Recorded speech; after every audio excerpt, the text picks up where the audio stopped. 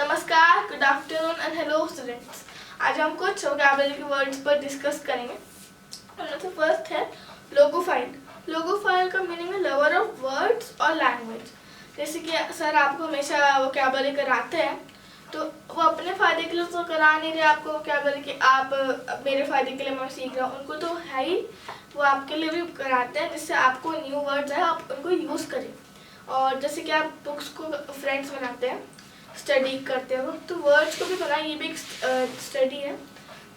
आप वर्ड्स को समझेंगे अच्छे से तो आपको भी अच्छा लगेगा कि मुझे एक वर्ड है, मैं उसको एक सेंटेंस में यूज़ कर सकता हूँ या कर सकती हूँ। और फिर सेकंड है डिसेंड और असेंड। ये दोनों एक दूसरे के एंटोनिम है। तो डिसेंड का मीनिंग होता है नीचे जाना और असेंड का मीनिंग होता है ऊपर जाना। इसका एक एग्जाम्पल है कि आपको समझ में आता है। लिफ्ट होती है, डिसेंड मतलब कि लिफ्ट ऊपर से नीचे आती है, और असेंड का मीनिंग लिफ्ट नीचे से ऊपर जाती है। तो आपको लिफ्ट से एग्जाम्पल से समझ में आ गया होगा। मैं आपको बताकर ख़त्म करती हूँ। Thank you. Hello dear students and friends, मैं आज आपके समक्ष पुनः कुछ वर्ड्स लेकर उपस्थित हूँ। जैसे कि आपने तय किया था कि लोगो फाइल, अभी भी मैम ने समझाया था, लोगो फाइल मैंने लवर ऑफ वर्ड्स। तो मैं कोशिश करता हूँ कि आपके सामने अच्छे अच्छे words, current words, technical words वो आपके सामने रोज़ाना लेकर उपस्थित हूँ, उनको समझाऊँ। तो देखो, मैं आज आपके लिए जो लाया हूँ ये दो वर्ड्स हैं, लोथ एंड लोथ। दोनों की ध्वनि एक जैसी है, परंतु इनका इटाइमोलॉजिकल जो सोर्स है वो बिल्कुल डिफरेंट है। एक दूसरे के कोई इनमें फैमिली कनेक्शन नहीं है। ये जो लोथ है ये वर्ब है, और ये जो लोथ है ये एडजेक्टिव है। ये लोथ जो वर्ब है इसका मतलब है हेट, इंटेंसिवली, बुरी तरह से आप जो है किसी को घृणा करते हो। एबहॉर, एबहॉर तो इससे भी ज्यादा है, हालांकि इसमें सिनोनिम है, पर एबहॉर तो और भी अतिरिक्त तरह का घृणा करना है। और यह डिटेस्ट। तो ये जो लोथिंग करते हो आप, ये किसी को आप जो है ना एबहॉर करते हो, डिटेस्ट करते हो, यानी आप उसका चेहरा नहीं देखना चाहते, उस वस्तु को देखना नहीं चाहते। यदि आपको कोई चीज़ पसंद नहीं है तो उसको खाना तो दूर, उसको प्लेट में भी रखना पसंद नहीं करेंगे आप, प्लेट में भी नहीं देखना चाहते। तो ये होता है लोथ। दूसरा, ये जो लोथ है ना, ये अनविलिंग टू एक्ट, कोई काम करने की इच्छा नहीं, पड़े रहना, बिल्कुल रिलक्टेंट टू डू एनीथिंग, वो होता है लोथ। तो मैं ये दोनों शब्द आपको अच्छी तरह से हृदयंगम करना चाहिए। बहुत टेक्निकल वर्ड है, और इनको सीखने से आपका कॉन्फिडेंस भी आपको लगेगा कि हाँ मेरे को कुछ आता है। नेक्स्ट है सोफिस्ट। और सोफिस्ट रूट से जो है ना कई वर्ड्स बनते हैं, सोफिस्ट्री, सोफिज्म, और ये बनते हैं।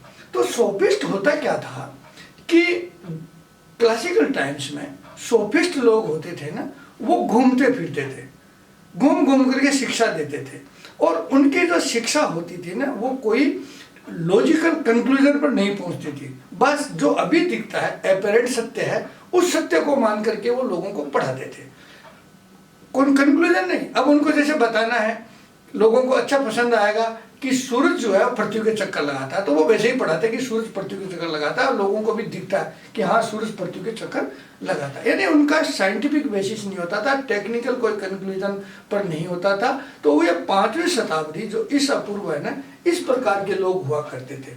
बाद में जो है ना, जो सोक्रेटिक मेथड आया और टीचिंग लॉजिक, वो जो है ना परफेक्ट, उससे कंक्लूजन निकाला जा सकता था।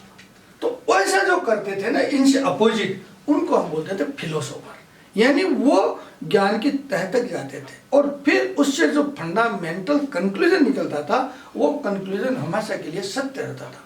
जिस प्रकार से कि जैसे भाई पृथ्वी है वो सूरज के चक्कर लगाती है, तो ये कभी भी सिद्ध किया जा सकता है।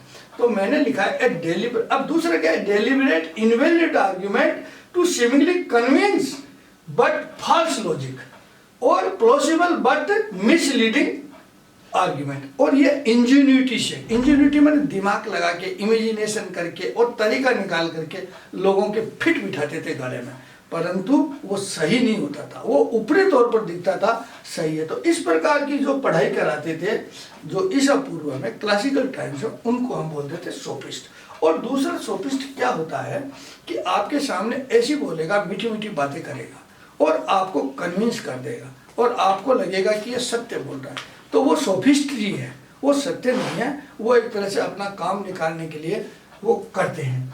तो ये सोफिस्ट्री, सोफिज्म और सोफिस्ट, इन लोगों को आपको ध्यान रखना चाहिए, क्योंकि ये इंजीनियरिटी का यानी माइंड का, कल्पना का, अपनी इन्वेंशन का उपयोग करके आपके दिमाग में बिठाते हैं, परंतु उनको लॉजिक से कोई लेना देना नहीं है कि लॉजिकल सही है या नहीं है।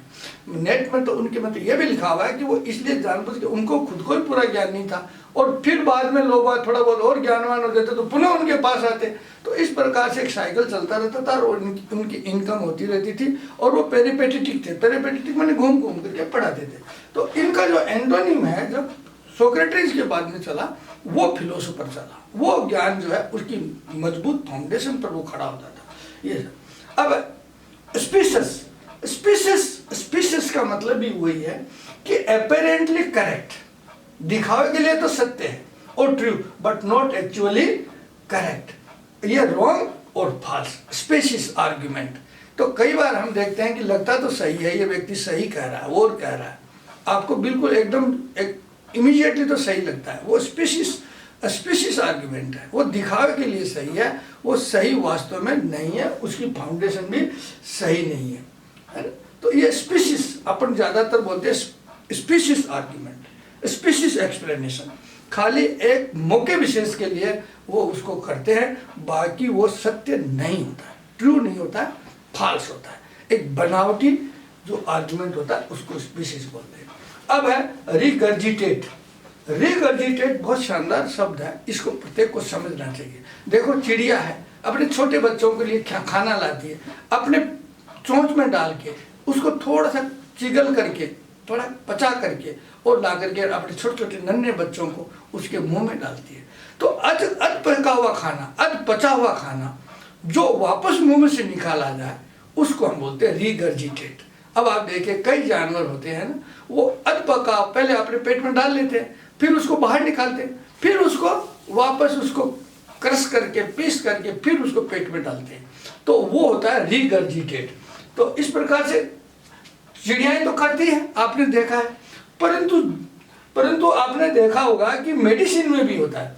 मेडिसिन में क्या है, जैसे आपका हार्ट है, ब्लड का यदि जाना और ब्लड का आना, यदि ये किसी प्रकार से वाल्व में डिफेक्ट हो, तो यदि रॉन्ग साइड में ब्लड चल जाए तो उसको भी हम रिगर्जिटेट बोलते हैं। और फिर दूसरा तो आप जानते हैं कि अध पका हुआ खाने की आप वोमिटिंग करते हैं, खाना आपके थोड़ा सा पॉइजनस हो गया होगा, टॉक्सिक हो गया होगा, तो आप रिगर्जिटेट करते हैं, यानी उसको उल्टी करते हैं, केक करते हैं। तो ये रिगर्जिटेट ज़्यादातर अपन जो यूज में लेते हैं वो जूलॉजी सेंस में लेते हैं कि ये एकमात्र जीवन का आधार भी है पक्षियों के लिए, क्योंकि छोटे पक्षी है वो खाना न तो इकट्ठा कर सकते हैं और न ही खाने की यह अवस्था पैदा कर सकते हैं कि वो उस खाने को डाइजेस्ट कर सके। तो कई जानवर ऐसे होते हैं, कई इंसेक्ट ऐसे होते हैं जो अपने नवजात बच्चों के लिए खाना अपने पेट में थोड़ा बहुत लाते हैं और उसको फिर पुनः निकाल करके वो उनके मुंह में डालते हैं, तो उसको हम रिगर्जिटेट बोलते हैं। तो देखिए आज के जो शब्द हैं बड़े शानदार शब्द हैं, बड़े टेक्निकल हैं। ये लोथ हो गए, ये सोपिस्ट है, ये स्पीशीज है और ये रिगर्जिटेट है। रिगर्जिटेट तो आप इनको कृपया कर ले। इतना ही मैं आज आपको समझाना चाहता हूँ, क्योंकि मैं ज़्यादा वर्ड्स आपको लोडिंग नहीं करना चाहता, आपके ऊपर भार नहीं करना चाहता। सहज में आप सीखिए और सीख के प्रैक्टिस करिए और मैं फिर पुनः आपके सामने आता रहूँगा। आज के लिए इतना ही।